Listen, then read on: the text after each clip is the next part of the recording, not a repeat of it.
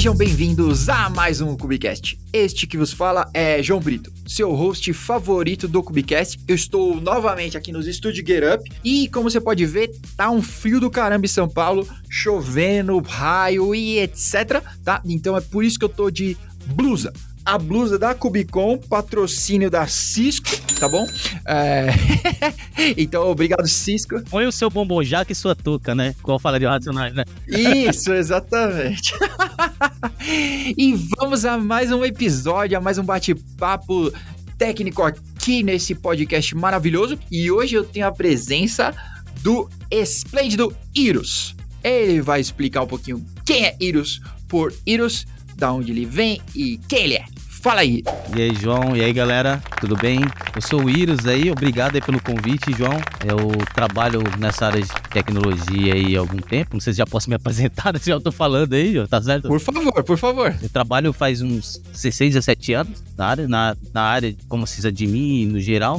Mas aí, em 14 eu conheci o DevOps. De 2017, final de 2017, começo de 2018, comecei a trabalhar com uma SRE. Atualmente, eu trabalho numa empresa americana chamada CleverTech, uma consultoria americana. E o João me chamou aí pra gente falar um pouco aí, né, de DevOps e toda essa trajetória aí, né? E aí eu topei também. Muito grato, tá, João, pelo convite. Boa. Eu moro em Floripa e tenho um filho. Sou casado há 16 anos e tenho um filho chamado Thomas. Boa. Tem 4 anos, mas aí na atividade. É um prazer estar aqui, tá, galera? Pô, seja muito bem-vindo. Espero que você curta o nosso papo e espero que vocês que estão ouvindo também curtam aí. Eu coloquei na internet, né, que a gente tava começando a temporada 2023 aí, e milhares de pessoas disseram, chama o Irus, ele sabe de tudo sobre GitOps e afins. Não pode acreditar em tudo que se fala na internet, cara. Na internet é verdade. Sabe? Se tá na internet é verdade. Tá? Se você colocar agora no chat GPT, quem sabe tudo sobre GitOps, vai aparecer lá.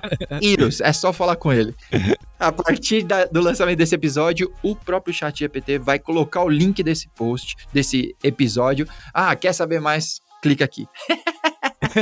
E pra gente começar, pra falar sobre GitOps, que talvez depois de a gente tem diversas ondas de hype aí e tudo, e talvez GitOps é a última delas, né, recente assim, talvez antes de Platform Engineer, que a gente teve um episódio há pouquíssimo tempo. Então, GitOps eu acho que é uma daquelas que não foi completamente definida, então talvez a gente poderia começar com isso. O que é GitOps e o que eu ganho com isso? Porque adotar por adotar, a gente já adotou Kubernetes. Então vamos para a próxima fase.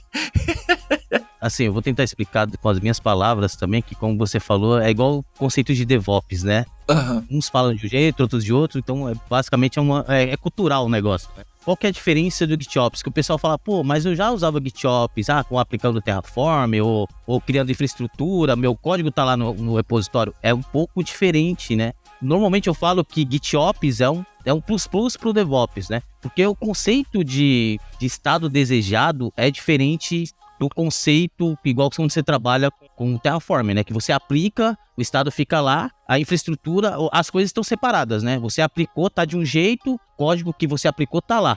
Mas não se conversa a todo mundo. Você tem que aplicar de novo para ele voltar para aquele estado anterior, né? Quando surgiu o Kubernetes, né?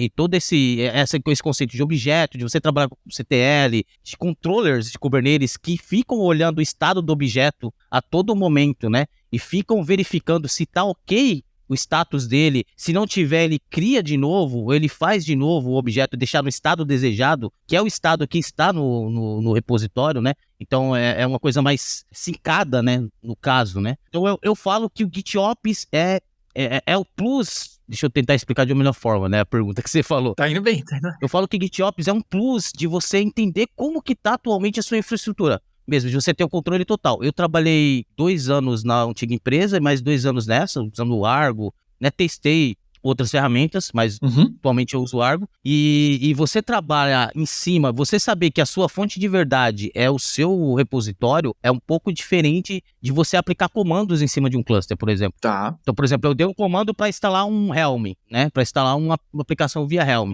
Não necessariamente ele tá naquele estado. Pode ser alguém foi lá e deletou um deployment do Helm, né? Ou deletou uma outra coisa, ou alterou o estado, né? E você não sabe, você não tem essa visão ainda. Você só sabe quando alguém falar para você, ó, tá deletado ou deu problema na tua aplicação. Quando você trabalha com GitOps e o esquema de sync, de estado desejado, estado atual, você consegue ter essa visão de que, ó, o snapshot de infraestrutura agora, de tudo, é igual tá no repositório. A versão é aquela mesmo, sabe? E assim, outras coisas que você ganha com isso é o quê? De você trabalhar em cima desses objetos, todos em cima do repositório. Então eu posso calcular preço de infraestrutura, eu posso ver gaps de segurança também em cima do repositório e a facilidade que tem para outros times mexerem no negócio. Porque vem tudo via pull request, né? Tem uma pergunta. Então, fazendo a comparação aí com Kubernetes, usando a comparação que você fez, porque, então, assim como os controllers ficam reconciliando o cluster a todo momento, né? Como quando um pod morre, e aí ele vai lá, scheduler, blá, blá, blá, e sobe de novo. O GitOps seria isso para a infraestrutura. Ou talvez para o seu ambiente por completo, não só para dentro dos controles do Kubernetes. E aí você disse que trabalha com Argo. Eu nunca usei, né?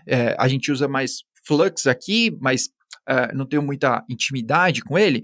Então eu queria saber se o próprio Argo vai estar olhando para isso, para a sua infraestrutura, porque, por exemplo, se alguém for lá e deletar uma máquina, o Argo vai estar olhando para essa infraestrutura, vai receber essa trigger para poder reconciliar ou não? Sempre tipo, vai ser um cron ou, sei lá. Se você deixar manual o sync, aí você tem que apertar o botão lá de syncar no Argo, né?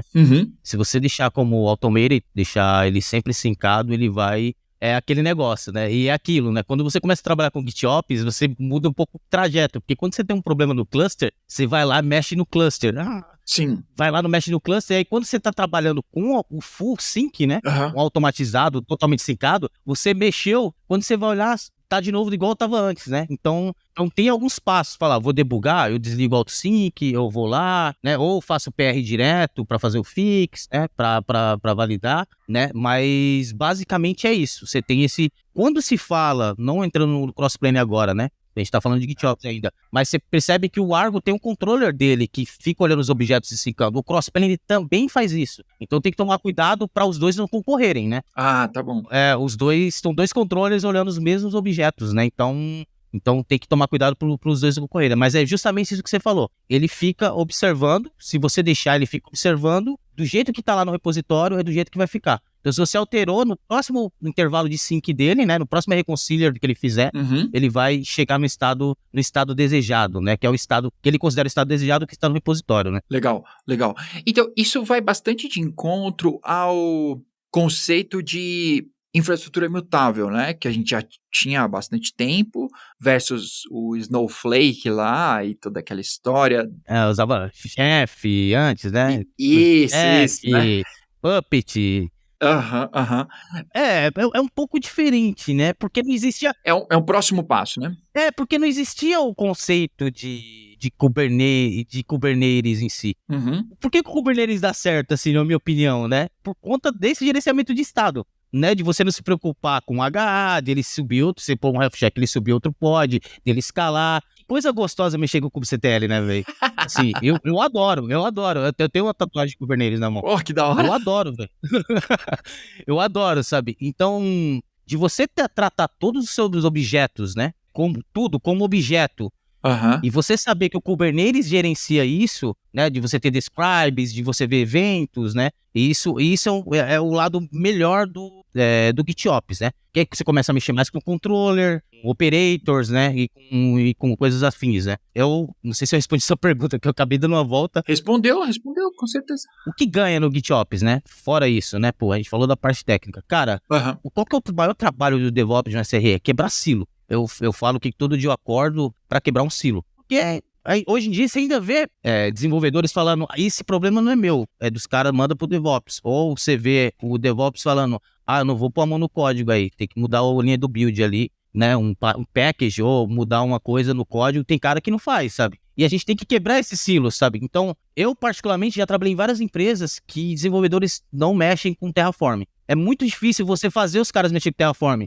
Por não ser uma linguagem de programação, HCL, cara, é muito difícil você convencer engenheiros, no geral, de mexer com Terraform, né? E aí, veio outras vertentes, né? Veio o Pulumi da vida, né? O CDK também, né? Que o cara, no meio do código dele, eu preciso de uma lambda, eu vou criar uma lambda, importo e vou criar uma lambda aqui, né? Que é mais orientado à programação, sim. Mas não é um conceito de GitOps, né? Que se torna mais fácil porque tudo, normalmente quando eu trabalho com GitOps, eu coloco, por exemplo, toda a parte de infraestrutura da aplicação dentro do mesmo repositório da aplicação.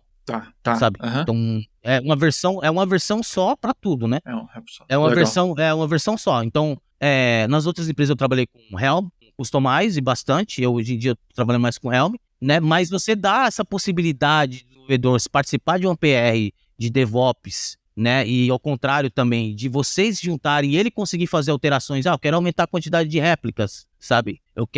E ele vê isso acontecendo, sincando, e ter o acompanhamento do cluster. Isso para ele é legal, porque você saiu do silo. Legal. Né? Você quebrou um silo aí, né? Então, essa possibilidade de você... Fora isso, né? O que ganhamos? Checkpoints de estado de infraestrutura e no geral, né? Então, por exemplo, eu posso voltar pro commit... O 20º commit anterior, que meu estado de infraestrutura e de aplicação vai estar o mesmo. Vai estar a mesma imagem Docker daquele estado, vai estar o deployment com aquele estado que estava antes. Mas legal, mas Helm tem isso também. Você tem com Helm. Você vai ter que ir lá fazer um comando. Mas é imperativo, né? É uma camada descritiva, né?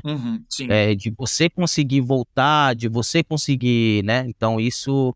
Eu espero ter explicado um pouco mais, assim. Assim, eu particularmente gosto muito, tá? De GitOps. Não tô falando que é sei lá, a bala de prata. É isso que a gente veio falar. É isso. É o novo hype do momento, GitOps. Isso aí. Vou até virar me seguir GitOps. Isso. Tatua na outra mão, vamos tatuar GitOps. Aí, ó. Então eu vou aproveitar aqui que a gente tá no momento de polêmicas e eu vou pegar um detalhe do que você falou aqui para poder te cancelar, que eu vi uma conversa, porque tem duas opiniões, basicamente, né?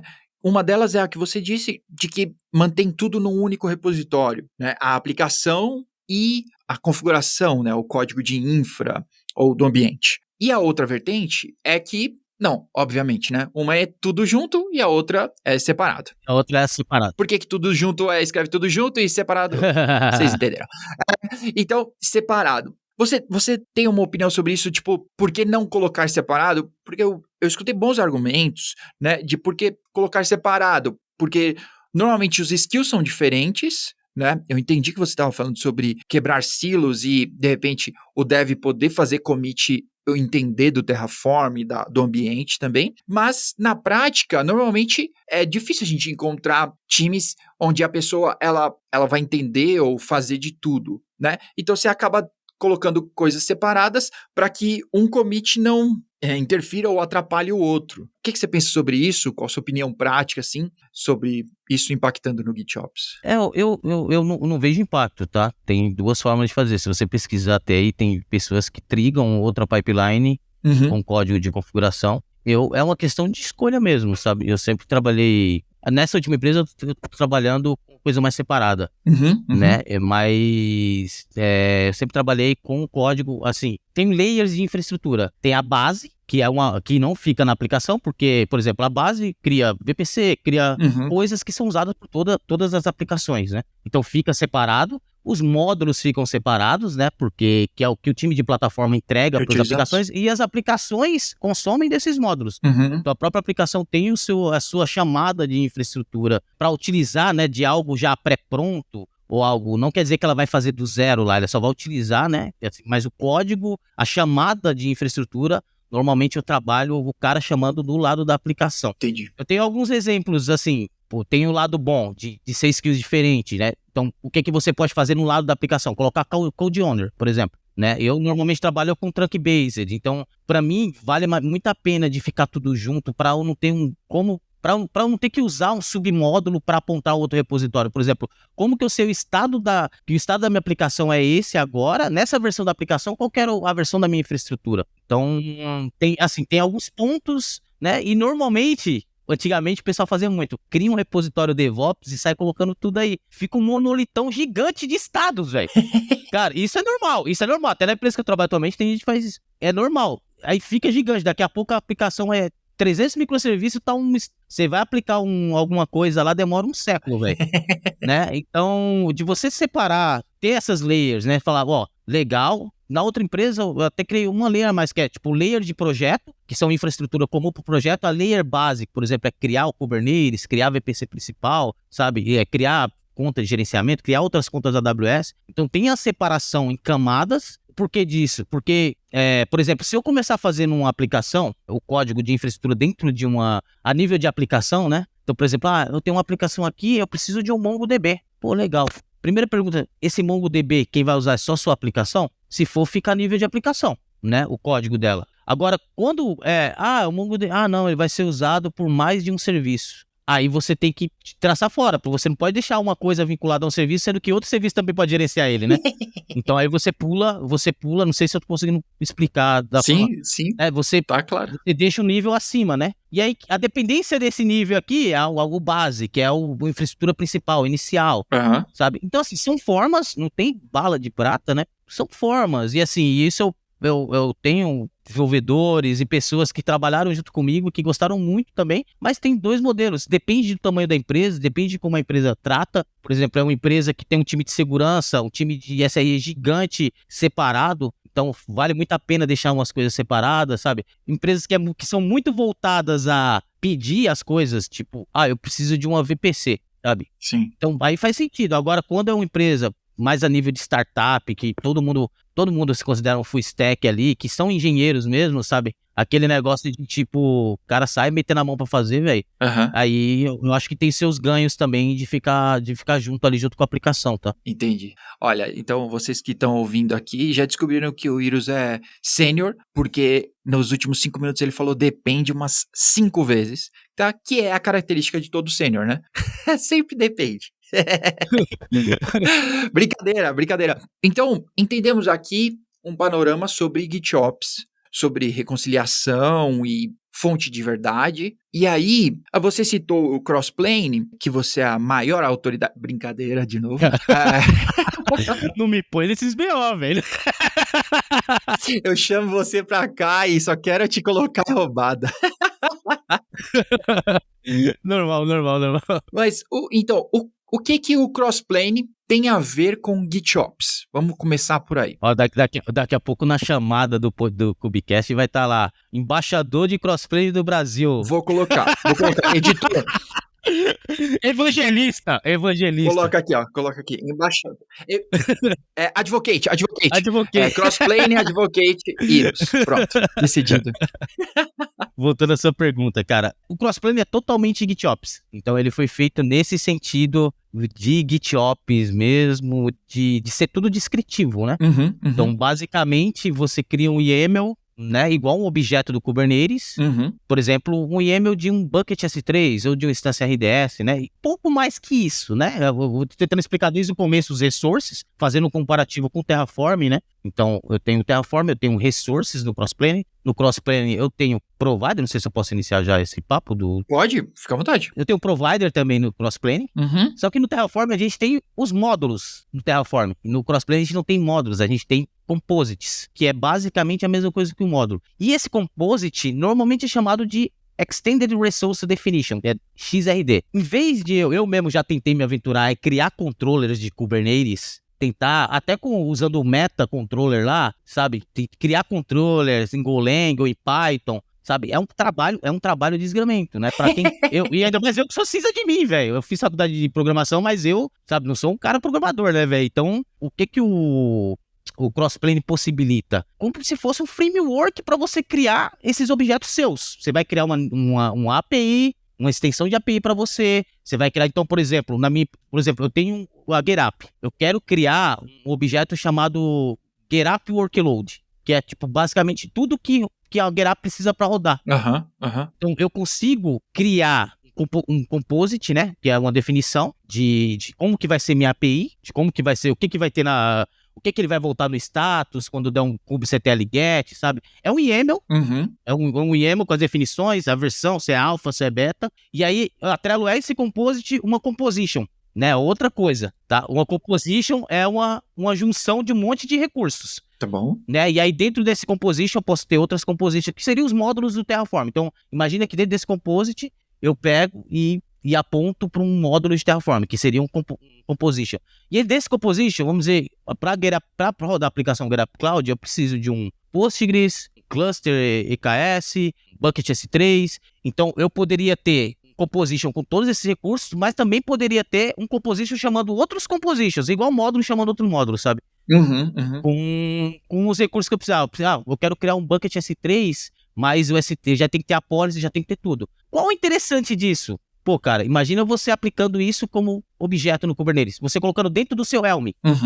Imagina a sua aplicação, ela precisa de um bucket S3. Você poderia colocar ter um Helm de bucket S3, né, e ser uma dependência do seu Helm de sua aplicação, ou dentro da sua aplicação você pode colocar um template de S3, né, que quando você aplicar, vai criar um extended resource ou um resource que você queira, tá? Mas eu tenho uma pergunta, talvez anterior a essa ou mais simples, que é, beleza, então por que eu...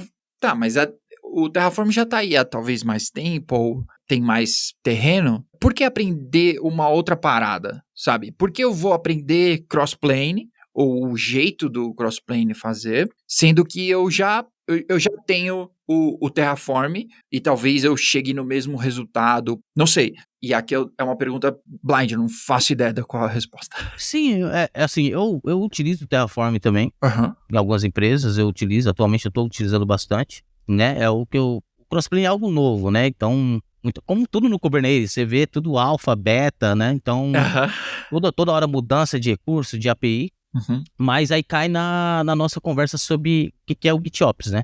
Volta pro conceito que é o GitOps, né? Você é aquele cara que gosta de ficar gerenciando objeto do Kubernetes, de você entrar, dar um kubectl, de você ver as coisas, de você saber de você ver o estado do negócio mesmo, sabe? De você não ser movido a applies, né? Você ter algo mais sincado, de você ter certeza que você fechou a porta 22 lá do seu host e você saber que ela tá fechada, sabe? É algo nesse sentido assim.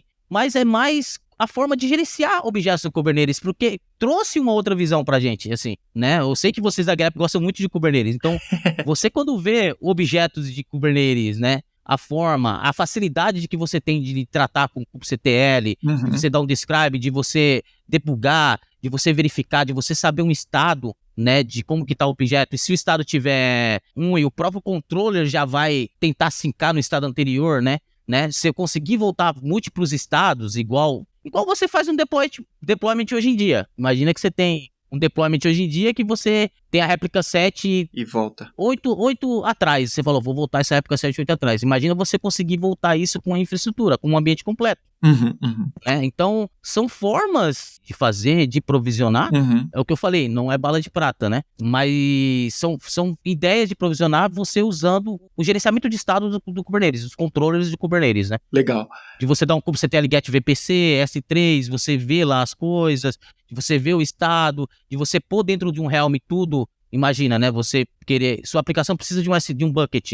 E você fazer o deploy do seu Helm, ele já cria o bucket, já cria a secret para você pegar. São formas diferentes de fazer, né? Legal, legal. E aí, queria aproveitar que você falou, né? Você fazer um kubectl get VPC, que o crossplane, me corrija aí, você que é o embaixador, que o crossplane, ele roda num cluster próprio, né? Então, diversas empresas hoje têm adotado essa abordagem, né? Você tem um cluster de ferramentas que gerencia seus clusters, e aí você ter o crossplane dentro desse cluster, né, como mais uma ferramenta, entre aspas aqui, você vai gerenciar não só os seus clusters, como o seu ambiente por completo, né? Porque o crossplane, ele tem uma abordagem um pouco mais ampla, né? Como você disse, VPC, S3, RDS e GitHub, Helm, tudo. Tudo mais que você quiser, né? Ele é bem extensível, né? É que o pessoal tá acostumado a usar o Terraform na outra empresa, usar o Terraform até pra criar os times do GitHub, assim. Tudo, sabe? Tipo, acho que tem pessoas que usam bastante Terraform pra tudo, e tem pessoas que é mais voltado pra cloud. Mas tudo que a aplicação precisar, né, você pode fazer com cross-planning também. Tem muitos providers já, mas voltando à sua pergunta, normalmente, então, quando você pega, se você eu trabalho muito com a AWS, né, então, se você vai montar uma estrutura na AWS, você vai fazer, por exemplo, como o arquiteto fala, tipo, separar contas, né, criar o workload separado, cada um com sua conta, e aí tem uma Organization Unit Foundation, que fica cluster de gerenciamento, né, uma estrutura de gerenciamento que será preciso usar o Terraform para criar. Então tem essa dependência. Então, querendo ou não, eu posso estar falando de crossplane aqui, mas o primeiro tem que... O Bootstrap tem que ser criado. E aí, depois disso, ele cria todos o workload. Por exemplo, da outra empresa, eu criava todo o workload via cross-planning. Então, ele ia lá, criava VPC, subnet, tudo, tabela de roteamento, já criava o cluster, quando eu colocava o IDC no cluster, já instalava um provider de cross-planning no cluster, já instalava o Agent, Ingress, já instalava... Então, ele gera... Assim, a velocidade que ele entrega é bem mais rápido do que o Terraform, tá? Tá. Isso é bem mais rápido do que a do Terraform. A velocidade de eu entregar um workload todo é bem mais rápido. Um dos pontos também que eu gostei, né? Mas é nesse sentido mesmo. Tem um cluster de gerenciamento, eu aplico nesse cluster de gerenciamento, por exemplo, ambiente... Sei lá, tem um claim, que a gente fala, que eu não falei de claim, né? Mas claim é como se fosse um PVC, né? Então, eu quero um ambiente, eu vou aplicar um YAML, que tem algumas entradinhas ali, que é ambiente getup. O nome do objeto é ambiente getup stage, sabe? A API dele é ambiente getup, sei lá, o compost dele. Então, ele vai fazer o claim de tudo que precisa do ambiente getup. Ele vai começar a criar VPC, criar as coisas. Quando tudo estiver ok, quando você dá o kubectl get ambiente getup, ele vai mostrar o status lá, vai mostrar o que você precisou, o que você quis colocar como definição ali, né, de saída do status ali, VPC de ID e tal, então você consegue fazer isso. Então você trata como objeto. Você viu que é um pouco assíncrono? Que não é um pouco assíncrono, é assíncrono. Ele fica sync, controller, mas a tratativa com o objeto é assíncrono, não é igual o Terraform. Declarativa é igual... Eu preciso aplicar um Terraform e ficar olhando. Sim. Não, qual que é a diferença disso? Eu preciso me atentar muito com hooks e eventos.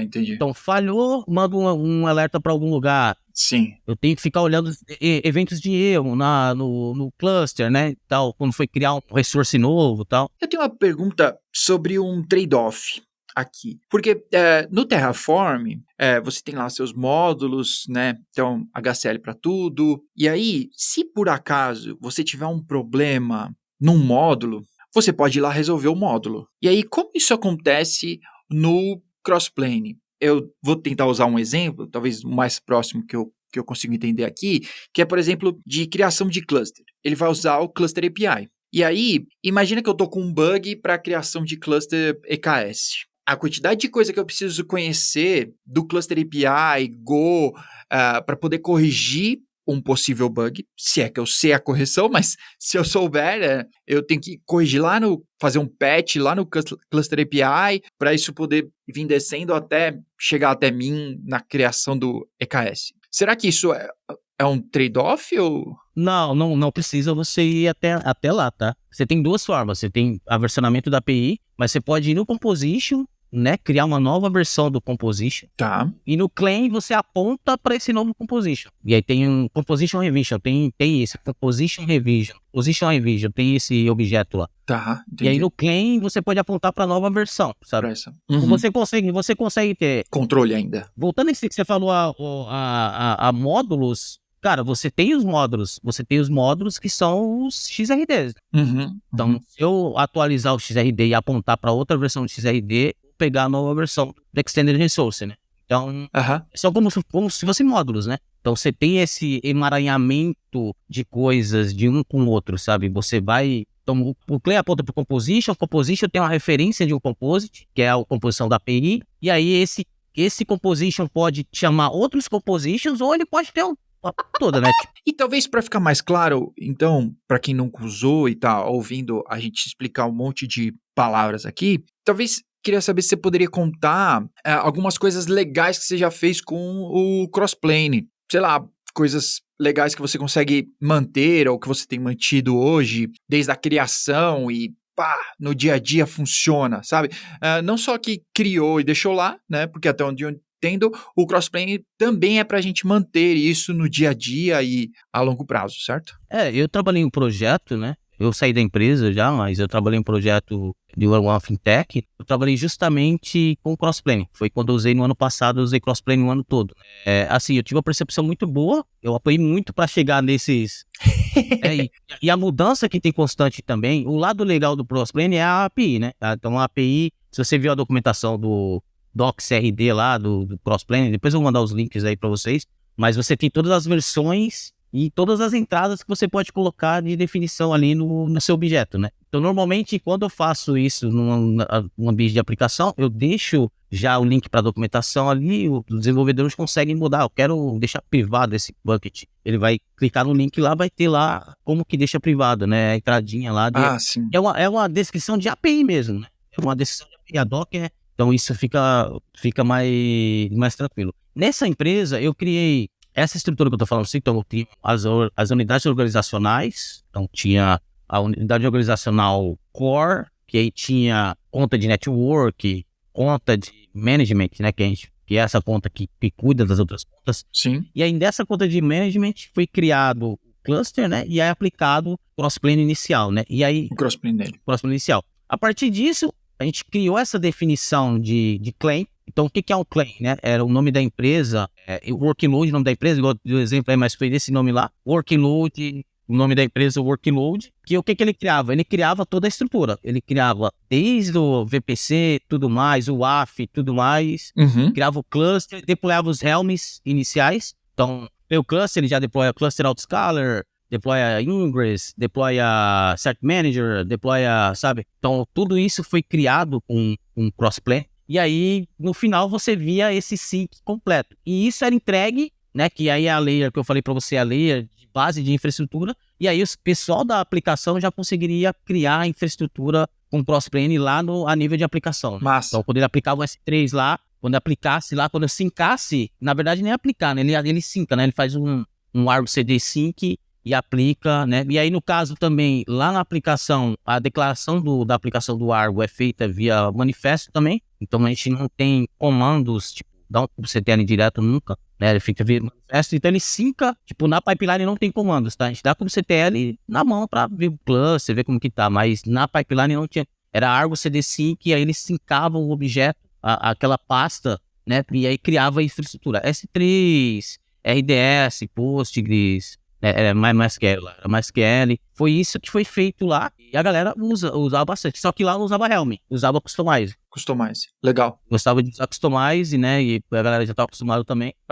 Mas no nível de Helm, cara, eu acho que fica bem legal, assim. Poder deployar a sua versão de Helm, nessa versão tem um S3 agora. E aí ele criar o objeto, né, lá no cluster S3, você vê lá um objeto kind S3, sabe? S3 bucket. E você vê toda a definição e isso ficava legal também. Minha última pergunta aqui sobre troubleshooting. Que no dia a dia, talvez, sendo bem utópico aqui na infraestrutura imutável, GitOps e etc., ninguém nunca vai tocar em produção. Só a automação é que vai atualizar a produção. Mas, digamos que em dev ou homologação você está investigando ainda, né? Você está criando coisas, testando e etc. Como que essa reconciliação funciona para você poder fazer troubleshooting e ela não te atrapalhar, entre aspas? Cara, é um dos cons, né? Um dos contras que é uma coisa que é bem... Porque é igual as coisas do Kubernetes, né? Como que eu faço troubleshoot? CTL describe, evento, olhar o controller, o log do controller, olhar o log do provider, no caso, né? Então, é bem chato. Por isso que eu falei que é muito orientado a alertas de você ter mudança de eventos e você ser alertado também. Mas o troubleshooting é uma coisa que como tem todo esse caminho e até você entender, que é uma questão de tempo, né? De até a gente começar a entender o que é um provider, né? Fazer esse comparativo, o que é um composite. Então você vai dar describe nesses caras, você vai olhar os logs deles, sabe? O log do provider, você vai habilitar um debug no provider. Tem a opção de debug normalmente nos providers. Então tem várias, assim, aí é a questão do nível de senioridade mesmo. Né? Legal. Então não adianta, né? É o que eu falei, é algo que é novo, tá assim, criado, igual muita coisa do Kubernetes. Você pode ver que a maioria dos objetos é alfa, beta, né? Pra quem gosta de sofrer... Quem quer moleza é outra profissão, não é aqui. Sai desse podcast. Pra quem gosta de sofrer, tem um pouco do masoquismo ali, cara. Aham. Vai apanhar um pouco, mas é normal. Isso. Boa. Mas acontece mesmo. Foi uma boa pergunta. Até você pegar, né, entender. Porque até a forma você tá acostumado, né, cara? Mas imagina no começo, você pegar aqueles erros de Golang. Que erro de Golang é um drama, velho. Você pegar erro de Golang e ficar olhando, velho, toda hora e tal. Até você pegar o fio, né? O jeito ali, entender as coisas, demora um pouco. É como tudo, né? Quanto mais se usa, mais evolução tem. Aham. Eu tava olhando, inclusive, assim, exemplos. Tem a Upbound. A Upbound é um dos caras mais... Tem uma plataforma que aplica crossplane e tal. E eles têm muito código aberto. Eles têm um front, né? Eles têm um front-end pra você usar, né? É uma plataforma para eles embaixo é crossplane, né? E eles, se você vê, é tudo aberto lá, é open source eles. Então eles têm todos esses compositions, se você precisar usar, sabe? Que é um pouco diferente. Eu acho que daria outro papo, sabe? Tipo, como que eu monto o composition, sabe? Aham. De você fazer patch, tem que fazer patch no YAML de um para outro, de você escrever a secret no lugar, de você mandar secrets pro Vault, por exemplo. E na própria AWS também tem documentação, tem exemplos. No provider da AWS tem exemplos de tudo, todas as coisas da AWS disponíveis. Acho que é isso. Se a pessoa quer se aventurar, Ô, João, se a pessoa quer se aventurar, cara, eu quero testar essa birosca aqui. Cara, sobe um quentezinho aí, sei lá, sua versãozinha de cluster aí, pega um objeto lá, um S3, eu quero criar um S3, instala o provider no cluster, né, o provider do crossplane, para entender essa parte de provider, configuration provider, e aí você instala o provider e aplica o S3, aí você vai ver ele sendo criado lá, você vai ver a mudança de status. Isso é o resource puro, né? E aí você dá um CTN, get S3, e você vê esse objeto lá. Então, são formas diferentes de fazer, tá? Espero que tenha trazido alguma... Não tenha piorado mais a situação aí com relação ao processo. A gente veio pro caos, tá bom? É isso. É isso que a gente veio trazer. Confusão. Da hora. Bom, crossplane.io, né? A gente vai deixar os links aqui. Até tem as últimas 2 edições da KubeCon, né? Norte América e Europa. Teve uma palestra bem da hora sobre intro e deep dive, né? Do crossplane. Eu vou deixar aqui o link também, se você quiser entender um pouco mais. Que aí o cara tem slides e demo, tá bom? Aqui você está só ouvindo a gente contar mentira. Para terminar aqui nosso episódio, Iros, eu queria deixar nossa recomendação aí pra galera relaxar, esquecer um pouco de crossplane, composites. A cabeça da galera tá sangrando nesse momento. É louco. Então, para poder relaxar, queria deixar você dar uma dica pra galera aí pra poder desestressar um pouco. Galera, eu vou dar uma dica. Não tinha muitas dicas, não, mas ele falou que podia ser até um lugar aqui em Floripa, né, velho? Ó, quando vocês vierem aqui pra Florianópolis, tem uma pizzaria, que acho que é a melhor. Eu morei em São Paulo 23 anos, cara. Eu já comi pizza todo tipo, velho. É verdade. Aqui em Floripa era muito ruim a pizza que eu comia, mas essa pizzaria é a melhor pizza que eu já comi no universo, velho. Se chama Betty B, a forneria, tá? Então, uma dica pra vocês. E quando vocês vierem aqui em Floripa, dê uma volta aí na lagoa, conheça na costa da lagoa pra dar uma acalmada, conheça o lugar, esquecer um pouco. Isso, desloga. Tenta dar um rolê de skate um pouco, viver um pouco. E é isso. Boa, desliga o Pager Dirty, o Ops Genie e dá um rolê. Legal. Ó, então a minha dica aqui, que eu sempre indico filmes, vou aproveitar que acabou de sair, Netflix, tá? Netflix podia patrocinar a gente, inclusive. Aqueles Pálidos Olhos Azuis, do Christian Bale. Legal, hein? É novinho, acabou de sair aí pra galera. Vale a pena assistir, dá o play lá. É um bom investigativo, assim. Apesar do nome, eu quase não cliquei, tá? Porque eu odeio filme de terror, sou um cagão. Então, a descrição não condiz com o filme, tá bom? Assistam o filme, vale a pena.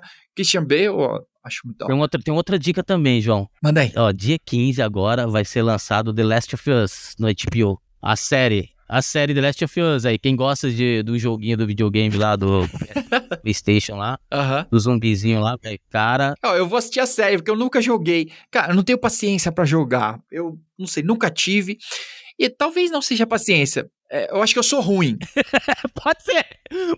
Eu fico bravo muito rápido, tipo, eu só perco essa merda, aí eu desisto.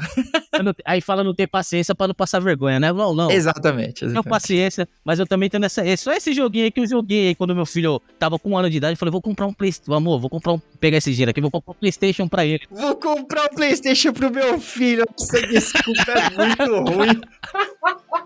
E aí meu filho precisava muito de um Play 5. E aí eu joguei esse jogo aí, mas eu também não sou muito de jogar, não. Infelizmente ainda tô preso nesse computador aí, mas sigam as minhas dicas aí, a dica do João aí, que vale a pena desligar um pouco, tá? Boa. Essa é outra dica também, ó, pro pessoal que tá com o filho chegando aí, ó. Inclusive o Léo Damasceno, se você estiver ouvindo, coloca no enxoval. No enxoval da criança, coloca lá um Play 5. É necessário, gente. Chá de bebê. Chá de bebê, Play 5. Quem você vai convidar pra esse chá de bebê? Tem que ter uns amigos top. Boa, que da hora, Iris, muito obrigado pelo seu tempo aí. Se você quiser deixar um último recado aí, uma última palavra pra galera, esse é o momento. Galera, valeu aí pela oportunidade, pessoal da Get Up, o João, galera, e espero que não tenha piorado a situação com relação ao crossplane, né? O entendimento do crossplane, mas eu também tô em nível de aprendizado, tá? E aí, se quiserem achar aí na rede social, aí, acho que vai ter um link aí. Se quiser bater um papo, né? Fique à vontade, a gente fazer um lab, marcar alguma coisa, pra gente conhecer junto mais a fundo a ferramenta ali. E vamos nessa. E valeu, João. Obrigado mesmo aí pela participação, tá? Valeu demais. Valeu, pô. Eu que agradeço. Agradeço a vocês que ficaram ouvindo até agora. Não percam os próximos episódios. A gente tem conteúdo em tudo quanto é canto, em tudo quanto é tipo. Então, quem sabe em breve a gente faz um Cubilab sobre crossplane. A gente mostra isso funcionando na prática, na telinha preta. Beleza? Muito obrigado pela sua presença, Iros. Muito obrigado pra vocês todos. E a gente se vê na próxima. Tchau!